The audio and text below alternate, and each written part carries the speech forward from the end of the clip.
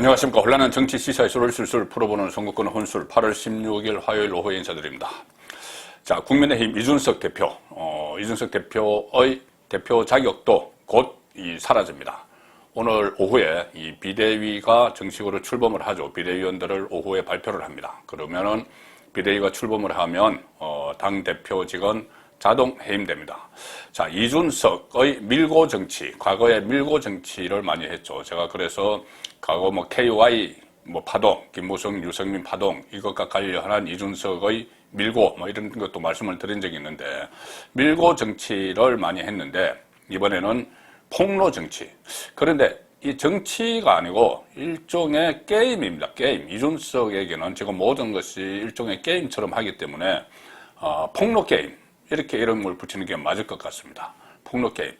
자, 오늘도 이 방송, 저 방송 이렇게 뛰어다니면서 윤석열 대통령을 공격을 하면서 폭로를 일삼았는데, 폭로를 막 했는데, 자, 확인되지 않은 것들도 있고, 그런데 이준석의 이런 행태가 윤석열 대통령에게 어떤 영향을 미칠까? 그 부분이 좀 관심입니다. 이준석은 어떻게 하든 지지율을 깎아내려서, 윤석열 대통령을 곤란하게 만드는 그 목적으로 이런 일을 하고 있는데, 자, 그런데 실제로 지금 여론조사 결과가 하나 나왔는데, 이준석의 이런 행태에 대해서 국민들도 대다수가 등을 돌리는, 그래서 윤석열 대통령에게 오히려 힘을 실어주는 그런 여론조사 결과가 하나 나왔습니다.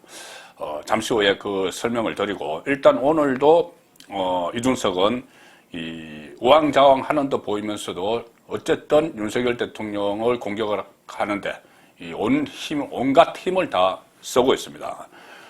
MBC, 오늘 또 MBC에 출연을 해서 이런 이야기를 했습니다. 진행자가 대통령실 쪽에서 자진 사퇴 시기를 조율한 중재안이 오간 적이 있느냐 이런 질문을 했습니다. 자진 사퇴, 그때 지난달 초에 이 징계에서 윤리위원회에서 징계가 내려지고 나서 차라리 자진 사퇴하는 게 낫지 않느냐, 자, 그런 이야기들이 있었죠. 자, 그런데 그때 대통령실에서 그런 이야기가 왔다, 이준석이 이렇게 주장을 했습니다. 질문을 이렇게 한 것은 이준석이 미리 이것을 나에게 질문을 해달라고 던져준 거죠. 그래서 질문을 MBC에서 대통령실 측에서 지난달 7월 초에 자진 사퇴 시기를 조율한 중재안이 오갔느냐, 이 질문에 이준석은 이렇게 이야기합니다. 누가 그 얘기를 해서, 그런 이야기를 하길래, 자진 사퇴해주면 어쩌고 이야기를 하길래, 이런 지하에 내가 거절을 해버렸다. 이런 지하에 그런 얘기 하지도 말라고 그랬다. 이렇게 이야기를 했습니다. 자진 사퇴에 대해서 중재가 왔다. 그런 얘기 하지도 말라고 했다. 근데 누가 그 이야기를 해서, 자, 이게 누굴까요? 과연 대통령실 사람일까요? 그리고 아니면 가상의 인물일까? 자, 대통령실에서 만약에 책임 있는 사람이 이준석에게 그런 이야기를 7월 초에 했으면은 아마 지금 모든 걸 폭로한 과정에서 그 사람이 누군지 폭로를 했을 겁니다. 또 특히 내일 법원에서 이 비대위 효력정지 가처분 신청 심리가 있죠. 그래서 법원에 어떤 식으로라도 영향을 미치기 위해서 이 대통령실에서 나를 쫓아내려고 하다가 비대위까지 만들었으니 비대위는 무효다, 이것을 주장하기 위해서라도 만약에 대통령실에서 어떤 유력한 사람이 본인에게 그런 제의를 했으면 다 폭로를 했을 겁니다. 자, 그런데 그냥 누가 그 이야기를 하더라, 누가 했는지도 모르죠. 아무 별 책임이 없는 사람이 자진 사퇴하는 게 어떻게 했느냐, 그렇게 하면은 내가 대통령실에 이야기를 해서 그 다음에 다시 재출마를 하든지 보장을 받도록 해주겠다, 이런 이야기들은 정치권에서 그런 이야기를 하고 다니는 사람들이 상당히 많습니다. 여의도 주변에 이 정치꾼, 여의도 낭인 이렇게 부르는 사람들이 있죠. 이준석도 10년 동안 거의 여의도 낭인으로 있으면서 이 방송에 자주 출연을 하고, 그래서 결국은 이 당대표까지 일반 국민 여론조사에서 이겨서 대표까지 오르는 인지도가 있기 때문에, 자, 어쨌든 누가 만약에 그 자진 사퇴 시기를 중재안을 가지고 왔다면은, 그러면은 누군지는 이준석이 분명히 이야기했을 겁니다. 지금은 거의 모든 수단을 다 동원하고 폭로를 하고 있죠. 이런 것들이 내일 법원의 심리에 영향을 미치겠다는 그런 계산에서 계속 라디오에 출연을 해서 이런저런 이야기를 하는 겁니다. 또 이런 이야기도 했습니다. 당윤리위원회 징계 과정에 대통령의 뜻이 담겨 있었다고 보느냐, 이 질문에는 뭐라고 하냐면은, 사실 한번 징계 절차를 개시 안 하기로 했던 건을 징계 절차를 다시 개시하기로 한 시점에 그때는 정무적인 판단이 있지 않았느냐는 생각을 한다.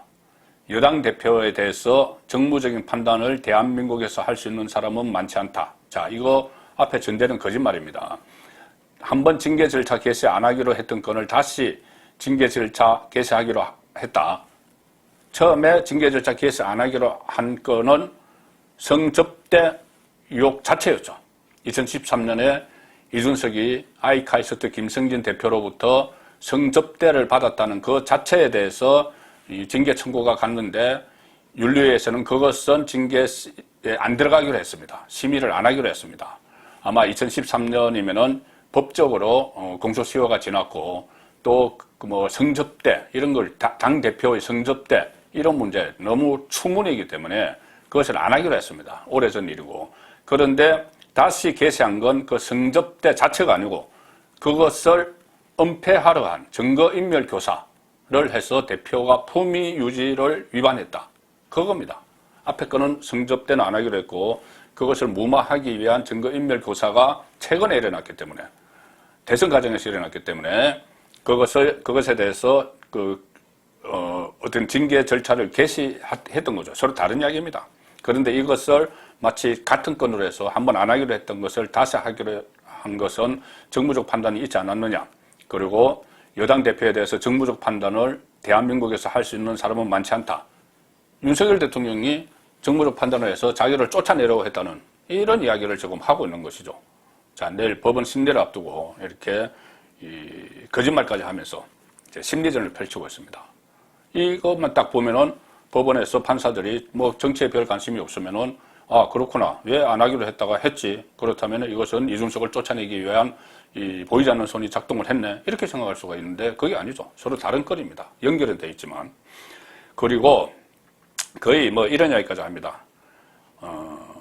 이 보수 정당에 몇십만도 아니고, 몇십 년만도 아니고 몇십 년만도 아니고 그냥 처음 온 기회들을 그냥 공으로 날리고 있다.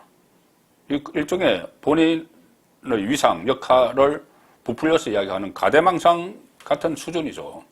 보수 정당에 몇십 년 만에 좋은 기회가 왔는데, 이준석이라는 존재가 있어서 이걸 그냥 처음 온 기회를, 몇십 년만도 아니고 처음 온 기회인데 이걸 꽁으로 날리고 있다. 자, 이런 이야기까지 하면서 지금 윤석열 대통령 내일 취임 1주년이고 기자회견을 하고, 어떻게 하면은 이 국정 운영의 동력을 찾을까, 이렇게 전부 다 이 고심을 하는 그 중에 계속 이준석은 이 대통령의 비판을 하면서 자기 살 계책을 지금 마련하고 있는 거죠. 이런 이야기도 했습니다. 방송에서. 대통령 취임식 때 제 얼굴이 잘 안 나왔다. 대통령이 정면 뒤에 박지현 전 민주당 비대위원장, 윤호중 당시 민주당 비대위원장이 잡혔고, 나는 카메라 사선에서 벗어나 있었다. 카메라에 내 얼굴이 안 잡혔다 이겁니다. 대통령 취임식 때. 글쎄요, 그 박주선 취임식 준비위원장 쪽에서 이런 것을 다 준비를 했는데 일부러 이준석이 카메라에 잘 안 잡히는 자리에 놓았다? 이 이야기가 되는 건데, 이런 말도 또 붙입니다. 그래서 저 같은 사람은 뭐 실무자 실수겠지 이렇게 하는 타입인데, 본인은 관대한 타입인데, 어제 누가 그렇게 이야기하는 거 보고 진짜 일부러 그랬나 싶었다. 자, 윤석열 대통령이 이준석이 미워서 취임식 때 카메라에 안 잡히는 자리에 앉혔다. 자, 어제 또 JTBC에 나가서 또 이런 이야기를 했습니다. 지금 JTBC나 이런 쪽에서는 뭐 MBC 전부 다 문재인 정권 때 친정권적인 방송을 많이 했던 데죠. 여기에서 이런 방송에서 이준석을 계속 불러 앉혀서 말을 하도록 만듭니다. 이런저런 말, 대통령을 공격하도록. JTBC에서 어제 이런 이야기를 합니다. 그때 경기도지사 경선에서 이준석의 멘토 유승민 전 의원이 김원혜 전 의원에게 경선에서 졌죠. 그러고 나서 유승민 전 의원이 자객의 칼에 맞았다 이렇게 하면서 윤심이 경선 결과에 영향을 미쳤다고 이렇게 주장을 한 적이 있습니다. 어제 그것을 가지고 JTBC에 이준석이 나가서 실제로 반유승민 연대가 결성된 바 있다. 뭐 이런 것을 폭로라고 했습니다. 이렇게 이야기합니다. 이준석이. 이런 표현하기는 좀 그렇지만 유승민 전 의원은 최근 경기도지사 경선에 참여했다가 사실 윤석열 대통령을 지지한다고 하는 분들이 조직적으로 반유승민 연대를 결성해서 상당히 고초를 겪은 상황이다. 실체가 없죠. 반유승민 연대. 그럼 누구가 반유승민 연대를 해서 도대체 유승민을 이 경선에서 지도록 만들었다. 이거에 있어야 되는데 그냥 윤 대통령을 지지한다는 분들이 조직적으로 반유승민 연대를 결성했다. 그리고 이렇게 이야기를 하면서 막연하게 또 폭로라고 하는 겁니다. 그리고 이렇게 이야기하는 것은 또 유승민과 본인이 이준석이 뭐 당을 만들면은 뭐 국민의힘보다 높은 지지를 받을 것이다 하는 이상한 여론조사가 하나 온 적이 있습니다. 민주당 지지자들이 대폭 몰려가서 대폭 거듭식의 응답을 하도록 만든 그 아주 기술적으로 교묘하게 조작한 설문조사가 하나 있었죠.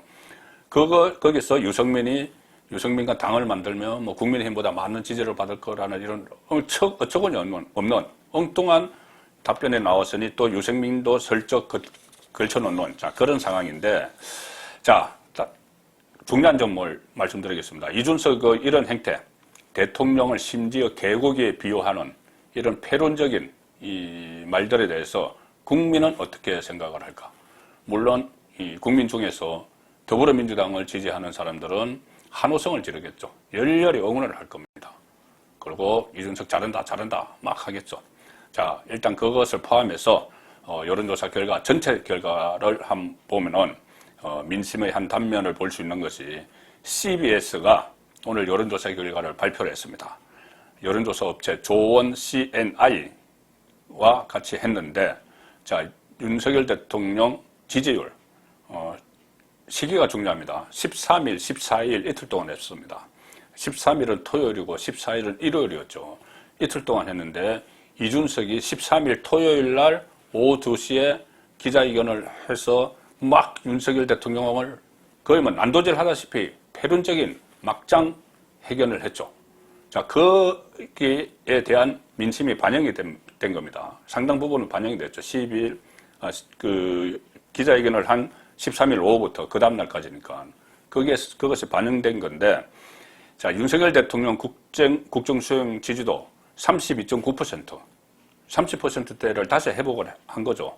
어제 리얼미터 조사에도 30%대로 재진입했다. 이런 결과가 나왔는데, 이 조원 CNI 조사도 32.9%가 나왔습니다. CBS가 여기에 대해서 설명을 합니다. 이 여론조사를 의뢰를 한 CBS가 최근 20% 초중반까지 내려갔던 다른 여론조사들에 비해 이번 조사의 지지율은 높은 편에 속한다. 특히 이번 여론조사 기간이 제가 말씀드린 대로 지난 13일, 14일이었던 점을 감안을 하면 선방했다는 평가도 가능하다. 이준석 전 대표가 윤석열 대통령과 윤핵관을 겨냥한 기자회견을 열었던 시점이 지난 13일 오후 2시였는데 이준석 대표의 기자회견 직전에도 이준석이 윤석열 대통령을 공격할 거라는 말이 막 나돌았죠. 그리고 그 이후의 여론이 이번 조사에 상당 부분 반영됐음에도 불구하고 30%대를 기록했기 때문이다. 그건 이준석은 윤석열 대통령을 지지율을 막 깎아내리려고 온갖 시도를 다 하고 있는데 오히려 민심이 볼 때는 저거 이준석이 너무하는 것 아니야? 저렇게 대통령에게 어떻게 이 개고기까지 비유를 하면서 저렇게 날뛸 수가 있지? 이런 민심이 형성되고 있다. 일단은 그렇게 볼 수가 있습니다. 앞으로 또 여론조사 결과가 나올 것이고 내일 법원의 가처분 신청 심리가 어떻게 진행될지도 봐야 되지만은 일단 윤석열은 패착을 뒀다. 자기 발등을 자기가 찍었다. 그렇게 표현을 할 수가 있는 조사 결과가 하나 나왔죠. 윤석열 대통령이 내일 기자회견을 합니다. 그리고 앞으로 국정쇄신 방안을 밝힐 텐데 오늘 아침 도어 스태핑에서는 인적 쇄신에 대해서 핀셋 인사를 하겠다는 그 뜻을 밝혔습니다. 그 전에 전임 대통령들처럼 일괄 사표를 받아서 완전히 바꾸는 그런 정치적 유불리를 따지지 않겠다는 이야기를 했죠. 내실 있게, 실속 있게 대통령실을 쇄신하겠다 이렇게 이야기했습니다. 일갈 교체가 아니고 대통령실 안에서 좀 부실하다고 판단되는 부분들, 그 부분을 교체하거나 보강하는 쪽으로, 핀셋 교체를 하는 쪽으로 가닥을 잡은 것 같습니다. 오늘 실제로 권성현 대통령실 교육비서관이 경질됐습니다. 자, 교육비서관은 저번에 이 박순애 교육부 장관, 전 교육부 장관이죠. 교육부 장관이 업무보고를 해서 파문을 일으켰던 초등학생 취약 연령 하향 조정, 5세로 하향 조정, 그것을 대통령실 이 교육비서관이 박순애 장관과 서로 협의를 한 흔적이 있습니다. 그래서 거기에 책임을 물어서 핀셋 교체를 한 거죠.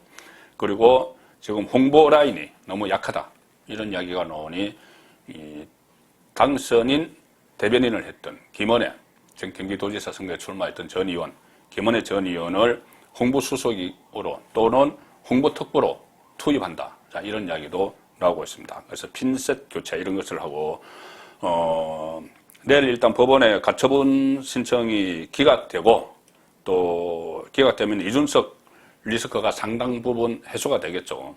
그러면 윤석열 대통령이 내일 100일 기자회견에서 여러 가지 국정 운영에 대한 방향, 정책 개선, 또 인적 쇄신, 핀셋으로 하는 이런 식의 여러 가지 구상을 밝히고 이준석 리스크가 제거되면은, 이준석은 그 이후에도 여기저기 방송에서 나가서 이야기하겠지만은 일정 시간 지나면은 방송에서도 부르지 않습니다. 아무리 문재인 정권 성향의 경영진이 여전히 있다고 해도 국민들이 짜증내면은 부를 수가 없죠.